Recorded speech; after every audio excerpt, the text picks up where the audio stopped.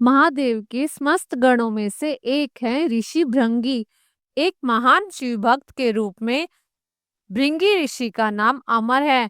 कहते हैं जहाँ शिव होंगे वहां गणेश, नंदी, श्रृंगी, भृंगी, वीरभद्र का वास स्वयं ही होगा।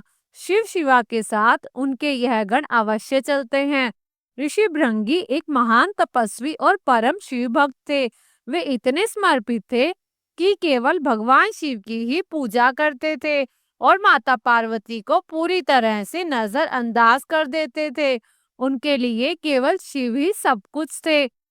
ऋषि भृंगी की खास बात यह है कि उनके 3 पैर हैं। शिव विवाह के लिए चली बारात में उनका जिक्र मिलता है। बिन पद हुए कोई बहुपद। बहु यानी शिव गणों में कई लोग बिना पैरों के थे और किसी के पास कई पैर थे। यह पद तुलसीदास जी ने ऋषि भृंगी के लिए ही लिखा है। भृंगी ऋषि के 3 पैर कैसे हुए, इसके पीछे एक कथा है जो हमें बताती है कि भगवान शिव और माता पार्वती के बीच का प्रेम कितना गहरा है। यह दोनों एक ही हैं। दरअसल ऋषि भृंगी की एक अनुचित जिद की वजह से सदाशिव और जगदम्बा को अर्धनारीश्वर रूप धारण करना पड़ा। ऋषि भृंगी महान शिव भक्त थे। सदाशिव के चरणों में उनकी अत्यधिक प्रीति थी। उन्होंने सपने में भी शिव के अतिरिक्त किसी और का ध्यान नहीं किया था। यहाँ तक कि वह जगत जननी माँ पार्वती को भी सदाशिव से अलग मानते थे। वो सदा शिवस्य चरणम केवलम के भाव में ही रहते थे। उनकी बुद्धि यह स्वीकार नहीं करती थी कि शिव और पार्वती में कोई भेद नहीं है। एक बार सदाशिव के परम भक्त ऋषि भृंगी कैलाश पर अपने आराध्य की परिक्रमा करने पहुंचे। सदैव की तरह महादेव के बाई जांघ पर आदिशक्ति जगदम्बा विराजमान थी। महादेव समाधि में थे और जगदम्बा चैतन्य थी। जगदम्बा के नेत्र खुले थे। भृंगी तो आए थे शिवजी की परिक्रमा करने। शिवजी तो ध्यान में मगन थे। शिव प्रेम में ऋषि भृंगी मतवाले हो रहे थे। वह सिर्फ शिव की परिक्रमा करना चाहते थे क्योंकि ब्रह्मचार्य की उनकी परिभाषा अलग थी। पर क्या करें, पार्वती जी तो शिव के वाम अंग पर विराजमान है। भृंगी अपना उतावलापन रोक नहीं पाए। उनका साहस इतना बढ़ गया कि उन्होंने जगदम्बा से अनुरोध कर दिया कि वह शिवजी से अलग होकर बैठें ताकि मैं शिवजी की परिक्रमा कर सकूं। जगदम्बा समझ गई कि यह तो तपस्वी है लेकिन इसे ज्ञान नहीं हुआ है, अभी इसका ज्ञान अधूरा है। इसलिए उन्होंने भृंगी की बात को अनसुना कर दिया। भृंगी तो हट में थे, कुछ भी सुनने को तैयार ही नहीं थे। उन्होंने फिर से पार्वती जी से कहा, आप कुछ देर के लिए हट जाएं, मैं परिक्रमा कर लूं। माँ पार्वती ने इस पर आपत्ति जताई और कहा कि अनुचित बात मत करो। जगदम्बा महादेव की शक्ति है, भला वह सदाशिव से पृथक होने को कैसे तैयार होती। माता ने भृंगी को कई तरह से समझाया, प्राकृतिक और पुरुष के संबंधों की व्याख्या की, वेदों का उदाहरण दिया, परंतु भृंगी भी वैसे ही हठी और हठी की बुद्धि तो वैसे भी आधी हो जाती है। माता द्वारा दिया ज्ञान का उपदेश उनके विवेक में उतरे ही नहीं। उनकी बुद्धि सृष्टि के इस रहस्य को समझने को तैयार नहीं हुई। उन्होंने सिर्फ शिव की परिक्रमा करने की ठान रखी थी। माता ने सोचा इस अज्ञानी को कुछ समझाने का लाभ नहीं है, इसे अनदेखा कर देना चाहिए। माता शिव से अलग नहीं हुई। भृंगी ने भी हट पाल रखी थी। उन्होंने अपने मन की करने के लिए एक योजना बना ली। भृंगी ने सांप का रूप धारण किया और शिवजी की परिक्रमा करने लगे। भृंगी ने सांप का रूप धारण किया और शिवजी की परिक्रमा करने लगे। सरकते हुए वह जगदम्बा और महादेव के बीच में से निकलने का प्रयत्न करने लगे।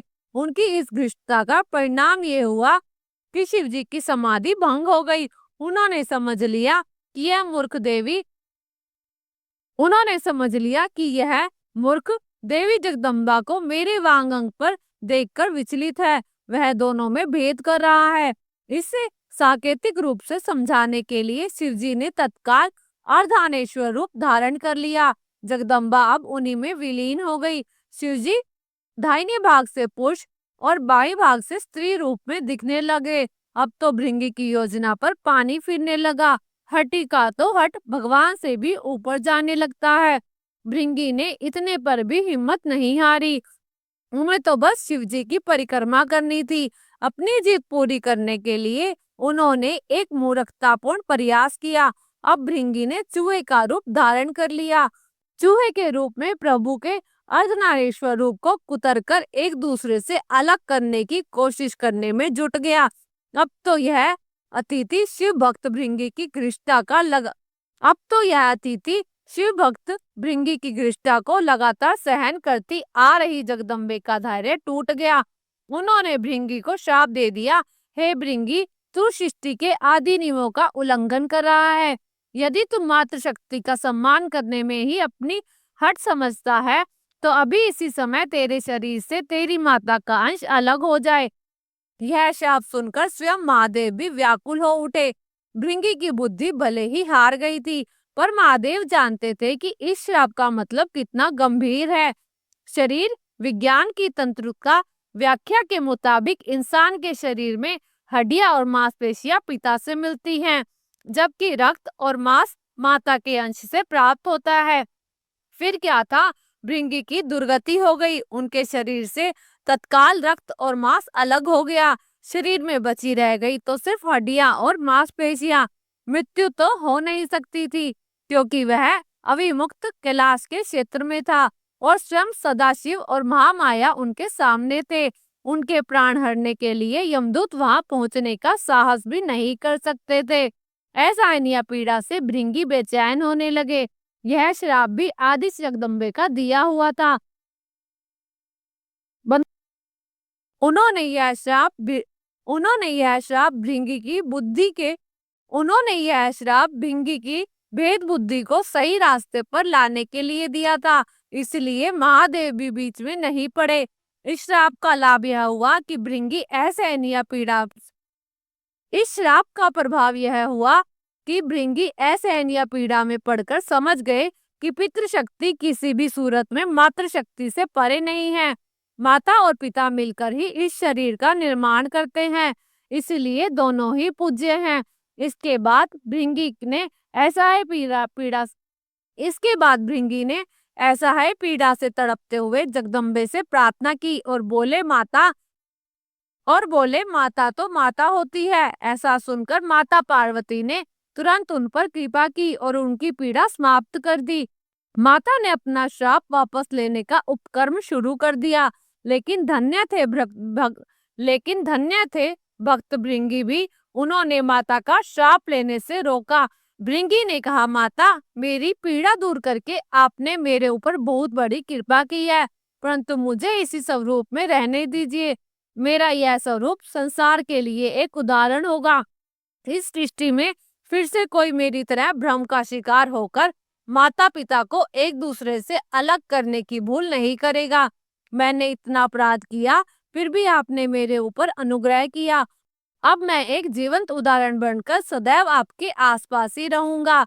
भक्त की यह बात सुनकर अर्धनारीश्वर रूप धारण किए हुए माँ जगदम्बा और पिता महादेव ने तुरंत भृंगी को अपने गणों में प्रमुख स्थान दिया। भृंगी चलने फिरने में समर्थ हो सके, इसलिए उन्हें तीसरा पैर भी दिया गया।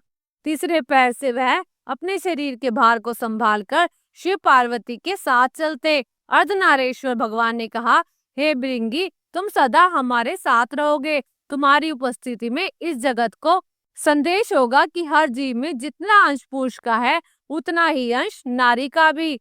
नारी और पुरुष में भेद करने वाली की गति तुम्हारी जैसी हो जाती है। पुरुष और स्त्री मिलकर संसार को आगे बढ़ाएं। दोनों बराबर अंश के योगी हैं। यही सिद्ध करने को मैंने ये अर्धनारीश्वर रूप धरा है। स्त्री पुरुष दोनों का अपना अपना स्थान, अपना अस्तित्व है। इसे नकारने वाले को शिव और शिवा दोनों में से किसी भी की कृपा प्राप्त नहीं होती। वह जीव मृत्यु लोक में सदा शिव शिवा की कृपा के लिए तरसते हुए विदा हो जाएगा। भृंगी को वह पद प्राप्त हुआ जिसे हासिल करने के लिए इंद्र आदि बड़े बड़े देवता ललायित रहते हैं। संसार को मैथुन सृष्टि की व्यवस्था शिव जी ने दी थी, इसलिए इसके लिए उन्होंने सबसे पहले ब्रह्मा को अपना अर्धनारीश्वर रूप दिखाया। उसे देखकर ही ब्रह्मा ने नारी की कल्पना की, नारी और पुरुष के सहयोग से सृष्टि की रचना की व्यवस्था दी, अर्थात नर नारी मिलकर सूक्ष्म ब्रह्मा की तरह सृष्टि करता हो जाते हैं। फिर शिव ने जगदम्बा के साथ विवाह करके मनुष्य में विवाह की व्यवस्था दी। सर्वप्रथम विवाह शिव जगदम्बा का ही हुआ था। तो दोस्तों, ये थी 3 पैर वाले ऋषि भृंगी और माता पार्वती के श्राप की रहस्यमयी कथा।